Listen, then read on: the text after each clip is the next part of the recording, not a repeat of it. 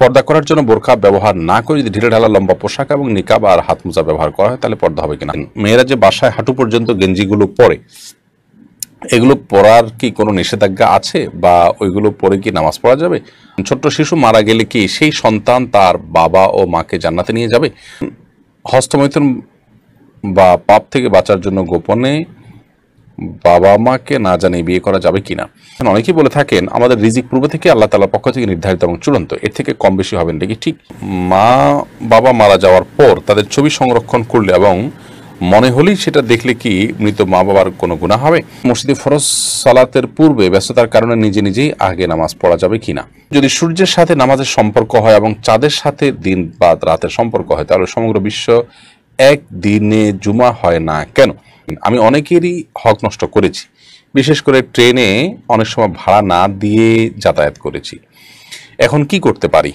MD আর আফরাজুর রহমান ফাহিম আপনি লিখেছেন, আমার একই শিক্ষকের সাথে দিনে বিভিন্ন জায়গায় দেখা হয়, এখন আমাকে প্রত্যেকবারই শিক্ষককে সালাম দিতে হবে? জি হ্যাঁ, প্রত্যেকবারই সালাম দিতে হবে। ধরুন শিক্ষা প্রতিষ্ঠানের এই কক্ষে দেখা হলো, আরেক কক্ষে দেখা হলো, আপনি প্রত্যেকবারই সালাম দিবেন। একটা গাছের আড়াল হয়ে গেল, একটা ওয়ালের আড়াল হয়ে গেল, তো নতুন করে দেখা হলো, আপনি সালাম দিবেন। আর একই রুমের মধ্যে ধরেন কয়েকবার দেখা হচ্ছে সামনে পিছনে, তখন আপনি বারবার সালাম দিবেন না। এমডি মিজানুর রহমান আপনি লিখেছেন, মসজিদে ফরজ সালাতের পূর্বে ব্যস্ততার কারণে নিজে নিজেই আগে নামাজ পড়া যাবে কিনা। যদি কোনো বিশেষ কারণে আপনার আগে চলে যেতে হয়, আপনার ট্রেন ছেড়ে দিবে, বাস ছেড়ে দিবে, তাহলে আপনি ফরজ জামাতের আগে নামাজ পড়ে ফেলতে পারেন। সেক্ষেত্রে আপনি অন্য কাউকে নিয়ে জামাত করে নিয়ে সালাত আদায় করলে সেটা উত্তম। মমতাজ আক্তার আপনি লিখেছেন, ছোট্ট শিশু মারা গেলে কি সেই সন্তান তার বাবা ও মাকে জান্নাতে নিয়ে যাবে? ছোট শিশু মারা গেলে তারা বাবা মার জন্য সুপারিশকারী হতে পারে। ইমানদারদের ছোট শিশু মারা গেলে তারা বাবা মার জন্য সুপারিশকারী হবে, তাদের বাবা মার জন্য জান্নাতে ওয়েলকাম করবে। সাহাবীদের কেউ কেউ সন্তান হারা হলে নবী করিম সাল্লাল্লাহু আলাইহি ওয়াসাল্লাম তাদেরকে এইভাবে সান্ত্বনা দিয়েছেন, সুসংবাদ শুনিয়েছেন। তো সেটি ঠিক আছে, কিন্তু এর মানে এই নয় যে বাবা মা যাই করুক না করুক সে তাদেরকে জান্নাতে টেনে নিয়ে যাবে, ব্যাপারটা কিন্তু সেরকম নয়। বাবা মা যদি জান্নাতি হন, জান্নাতি কর্মকাণ্ড করেন, তাহলে সেক্ষেত্রে এই সন্তান তাদের জন্য সহযোগিতা করবে, তাদের উপকারে আসবে, জাস্ট এটুকু। আব্দুল ওয়াহিদ রিমন আপনি লিখেছেন, মা বাবা মারা যাওয়ার পর তাদের ছবি সংরক্ষণ করলে এবং মনে হলেই সেটা দেখলে কি মৃত মা বাবার কোনো গুনাহ হবে? যদি ব্যাপারটি এরকম হয় যে ছবি আগে থেকে করা ছিল এবং এটা হয়তো কোনো ডকুমেন্ট হিসাবে করা আছে, সেটা আপনি বারবার দেখলেন, অসুবিধা নেই। আর যদি এটা ভার্চুয়াল হয় তাহলে সেটা আপনি দেখতে পারেন। আদারওয়াইজ আপনার সেটা আপনার জন্য জায়েজ হবে না। বিশেষ করে টাঙিয়ে রাখেন, ঝুলিয়ে রাখেন, সেটা প্রদর্শন করে রাখেন, এটা তো আর কোনো প্রয়োজনীয় নয়, অতএব এটা আপনার জন্য কিন্তু জায়েজ হবে না।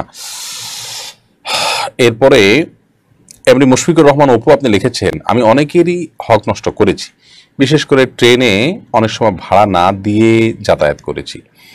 এখন কি করতে পারি? এ বিষয়ে আমরা এর আগে বারবার বলেছি, ট্রেনে যদি ভাড়া না দিয়ে যাতায়াত করে থাকেন তাহলে ট্রেনের টিকিট কেটে, স্ট্যান্ডিং টিকিট কেটে আপনি ছেড়ে ফেলে দিবেন, তাতে টাকাটা প্রবেশ করে যাবে আপনার ট্রেন কর্তৃপক্ষের অ্যাকাউন্টে এবং আপনি দায়মুক্ত হয়ে গেলেন। আর ব্যক্তি বিশেষের হক নষ্ট করলে তারটা তার কাছে ফেরত দিবেন, তার কাছে ফেরত দেওয়ার সুযোগ না থাকলে তার পক্ষ থেকে দান দক্ষিণা করে দিবেন, এতে ইনশাআল্লাহ আপনি দায়মুক্ত হয়ে যাবেন। এরপরে মাহিরা মুমু আপনি লিখেছেন, মেয়েরা যে বাসায় হাঁটু পর্যন্ত গেঞ্জিগুলো পরে, এগুলো পরার কি কোনো নিষেধাজ্ঞা আছে বা ওইগুলো পরে কি নামাজ পড়া যাবে? আপনি নামাজের জন্য মাথা থেকে পা পর্যন্ত ঢাকতে হবে। আপনি গেঞ্জি দিয়ে হয়তো হাঁটু পর্যন্ত ঢাকলেন, তারপর একটা পায়জামা দিয়ে ঢাকলো, তাতেও হয়ে যাবে, কোনো অসুবিধা নেই।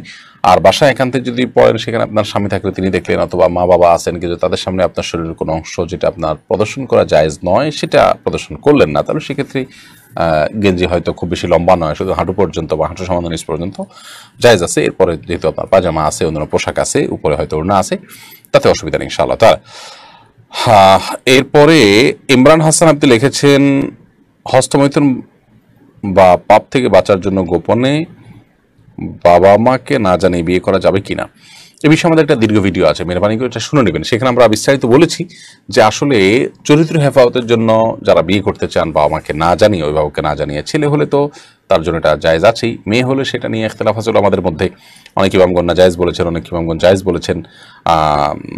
তো এই সমস্ত পরিস্থিতিতে এসে আপনি প্রথম কথা হলো যে গুনাহের পরিবেশ থেকে বাঁচার চেষ্টা করেন, তাহলে তো আপনি এমনিতে গুনাহ থেকে বাঁচতে পারবেন।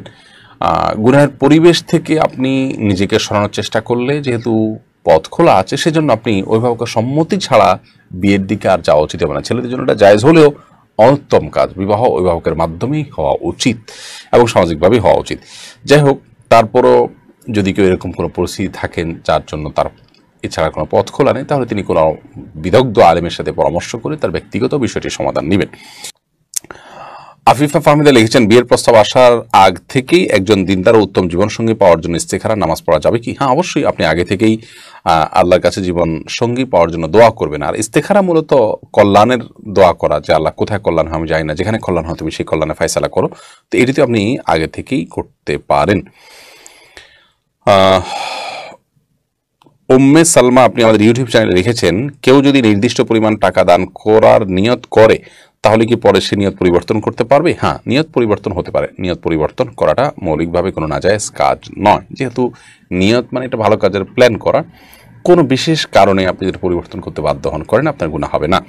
তবে আপনি যদি কোনো কাজ করার জন্য শপথ করে থাকেন তো সেটা পরিবর্তন করতে পারবেন না। শপথ ভঙ্গ হয়ে গেলে বা পরিবর্তন করলে আপনাকে কাফারা দিতে হবে। এরপরে আবিদা হোসেন আপনি লিখেছেন, আমি প্রেগনেন্ট, বাথরুম দূরে হওয়ার কারণে ঘরের ভিতর পাত্রে প্রস্রাব করি এবং সেই ঘরেই নামাজ পড়ি, আমার নামাজ হবে কিনা? নামাজ হয়ে যাবে, কিন্তু পাত্রটার মুখ বন্ধ করে রাখবেন এমনভাবে যাতে তার দুর্গন্ধ না ছড়া এবং পরিবেশ নষ্ট না করে, সেটা লক্ষ্য রাখবেন। কারণ লোক কোনো ঘরে পেশাব থাকলে সেখানে রহমতের ফেরেশতা আসে না, অতএব সেটি আপনি চেষ্টা করবেন। এমডি বিপ্লব হাসান আপনি লিখেছেন, অনেকেই বলে থাকেন আমাদের রিজিক পূর্ব থেকে আল্লাহ তাআলার পক্ষ থেকে নির্ধারিত এবং চূড়ান্ত, এর থেকে কম বেশি হবেন নাকি? ঠিক, হ্যাঁ, এটা অবশ্যই সঠিক। আল্লাহ তাআলা এগুলো নির্ধারণ যা করেছেন তা আর বাইরে কিছু হবে না। এমডি আব্দুল্লাহ লিখেছেন, যদি সূর্যের সাথে নামাজের সম্পর্ক হয় এবং চাঁদের সাথে দিন বা রাতের সম্পর্ক হয় তাহলে সমগ্র বিশ্ব এক দিনে জুমা হয় না কেন? দেখুন, সূর্যের সাথে যেহেতু নামাজের সম্পর্ক, অতএব পৃথিবীর যে প্রান্তে যখন সূর্য উঠবে তার একটা নির্দিষ্ট সময়ের পর সূর্যের একটা বিশেষ অবস্থানের উপর নির্ভর করে জুমা হবে। তো একদিনে জুমা কিভাবে হবে? কোনো জায়গায় এমন হতে পারে যে এখন আমরা বাংলাদেশে এই মুহূর্তে যখন আমরা রাত পালন করছি, এখন তাদের দিন, অতএব তাদের ওখানে সূর্য উঠে গেছে। অতএব সূর্য উঠার উপর নির্ভর করে যেহেতু হয়, অতএব তাদের জুমা এক সময় হবে, আমাদের জুমা আরেক সময় হবে, এটাই তো স্বাভাবিক।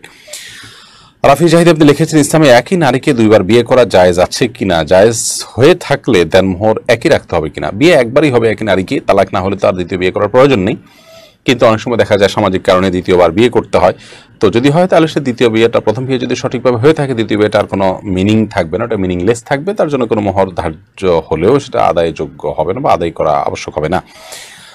বিয়ে একাধিক নয়, শুধু একবারই, মানে একই মহিলা একই পুরুষ স্বামী স্ত্রীর মধ্যে একবার বিয়ে হলে যথেষ্ট, একাধিক বিয়ে করার কোনো প্রয়োজন নাই। কিন্তু যেটা বললাম যে অনেক সময় দেখা যায় বিয়ের অভিনয় করতে হয় সামাজিক কোনো কারণে, যদি করা লাগে তো এটা অভিনয়ের মতোই, এটার কোনো ভ্যালু থাকবে না।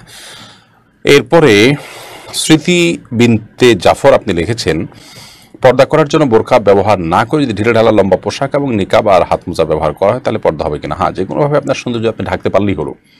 বোরকা পরা ছাড়া যদি আপনি পারেন, ওকে।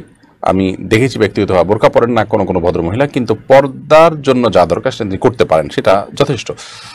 বিশেষ করে তার যদি সুন্দর পোশাক আশাক থাকে তাহলে তার উপরে একটা চাদর বা অন্য কিছু দিয়ে, ওর না কিছু এমন কিছু দিয়ে তার সে সৌন্দর্য ঢাকা উচিত, যাতে করে লাইভ দিনে জিনা তাহুন্না আয়াতের খেলাফ না হয়, অর্থাৎ নারীরা তাদের সৌন্দর্যগুলোকে ঢেকে রাখবে, সেটি যেন হয়।